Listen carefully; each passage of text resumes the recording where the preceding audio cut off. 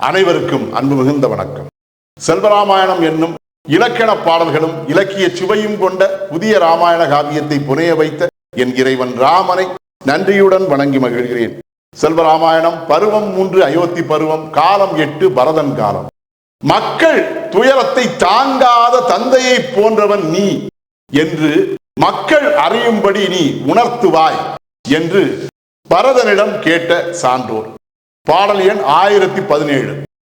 இன்பருள்வோன் பரதன் என எவ்வுலகும் நன்கறியும், அன்பருளும் நின் மனத்தை அனைத்துலகும் நின்றறியும், தன் மக்கள் துயர்தாங்கா தந்தை என்றும் கண்டறிய நன்மை செய்வாய் பரத இந்த நாடாளும் அன்பு செய்தே.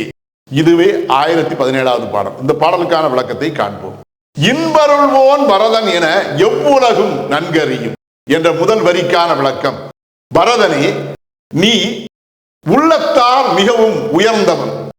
அவ்வாறு உன்னுடைய உயர்ந்த உள்ளத்தால் அனைத்து உயிர்களுக்கும் அனைத்து மக்களுக்கும் இன்பத்தை விளைவிக்கக்கூடிய உள்ளம் கொண்டவன் நீ என்பதை இந்த கோசல நாடு மட்டுமல்ல, அனைத்து உலகமுமே, எல்லா உலகமுமே அதை அறியும், நன்றாக அறியும்.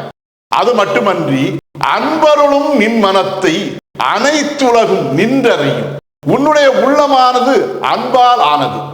மிகுந்த அன்புமிக்க அந்த உள்ளமானது அனைவருக்கும் அன்பை அருளி வழங்கக்கூடியது.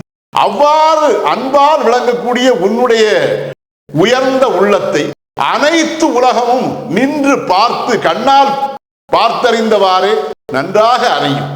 அவ்வாறு அறிந்திருக்கக்கூடிய நிலையிலே தன் மக்கள் துயர்தாங்கா தந்தை என்றும் கண்டறிய, நீ ஒரு உயர்ந்த தந்தையை போல், ஒரு சிறந்த தந்தை தன்னுடைய மக்களுடைய துன்பத்தை தாங்கிக் கொள்ள முடியாமல் அந்த மக்களுடைய துன்பத்தை தன்னுடைய துன்பமாகவே எண்ணி தாங்கிக் கொள்வதை போல நீயும் இந்த கோசல நாட்டு மக்கள் அடைந்திருக்கக்கூடிய துன்பத்தை, நாடாளும் மன்னன் இன்றி அந்த மக்கள் அடைந்திருக்கக்கூடிய துன்பத்தை உன்னுடைய துன்பமாகவே எண்ணி அந்த மக்களுடைய துன்பத்தை நீ போக்க வல்லவன், அவ்வாறு போக்கக்கூடிய தன்மை மிக்கவன் என்பதை அனைத்து உலகமும் நன்றாக அறிந்து கொள்வதற்காக, அனைத்து மக்களும் நன்றாக கண்ணால் கண்டு அறிந்து கொள்வதற்காக நன்மை செய்வாய் பரத இந்த நாடாளும் அன்பு செய்தே.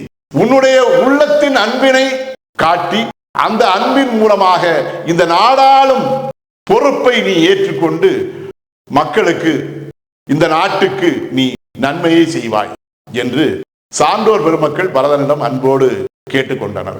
இதுவே 1017வது பாடலுக்கான விளக்கம். செல்வராமாயணத்தின் 1018வது பாடல் மற்றும் அதன் விளக்கம் ஆகியவற்றை அடுத்த பகுதியில் காண்போம். இறையருளால் அடியேன் இயற்றிய நல்லதோர் இலக்கியத்தையே செல்வராமாயண காவியமாக உங்கள் முன் தொடர்ந்து வழங்கி வருகிறேன். உங்கள் அன்பையும் ஆதரவையும் தொடர்ந்து தந்து இந்த புதிய ராமாயண காவியத்தை அனைவரிடத்திலும் கொண்டு சேர்க்குமாறு உங்களை அன்போடு கேட்டுக்கொள்கிறேன்.